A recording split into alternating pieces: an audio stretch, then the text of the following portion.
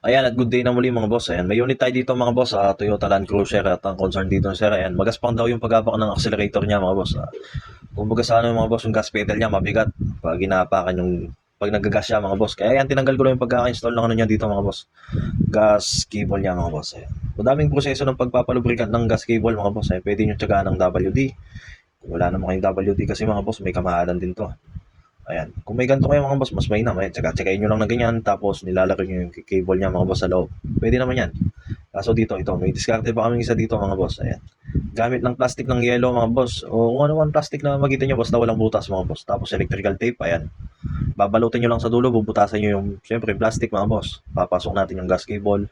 Itira nyo lang yung pinakadulo mga boss, yung papasukan ng fluid. Tapos ganyan yung proseso dyan. Galaw-galawin natin yung cable sa loob mga boss. Ang purpose nito mga boss, lulubrikan natin. Kasi concern nga dito sir, nabanggit nga dito ni sir na yan, matagal nga daw na stock dito. Kaya yan, subukan muna natin dito mga boss, ilubricant yan. Matagal ng diskarte ito mga boss, no? Mga matatandang mekaniko, alam na to mga boss. Ayan. Ayan, tinirik ko lang sa taas mga boss. Ayan, binitin ko lang na ganyan. Tapos, kailangan mga boss naka-level sa taas. Kasi para mas mabilis mag-flow yung fluid mga boss. At ang gamit kong fluid dyan mga boss, ATF fluid. Kahit anong fluid naman basta malabnaw mga boss. Tapos, ayun, pumasok lang ako sa loob. Ayun, nagtapak na ako dyan. Gamit ng dalawang daliri. Ayan, napakapak lang habang nagbe-video tayo. Tsagayin nyo lang na ganito mga boss.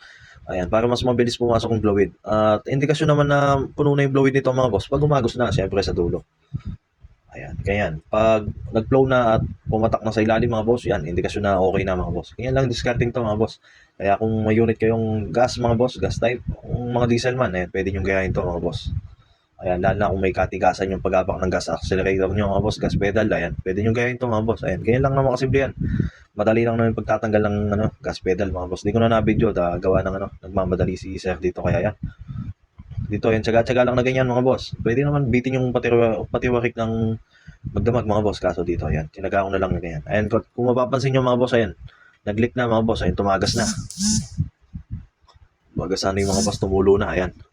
Ayan, natulo na mga boss, ayan yung fluid. Ayan, syempre, punasan natin yan mga boss. Huwag natin, lalo kung may maselan yung ayan, kung makikita nyo mga boss, ayan, nagpo-flow na yung tubig. Fluid mga boss, ayan. Nag-flow na, kaya pupunasan ko na yan. Indikasyon na all goods na yan mga boss. Ganyan lang mga boss. Madali lang yung prosesong to, pwede nyo gayahin mga boss, ayan. Tapos susubukan na namin dito kung may nagbago. Kaysa naman bibili agad si boss dito na hindi natin sinolusyonan mga boss, ayan. Ganun lang po mga boss, salamat sa panonood, ingat po kayo.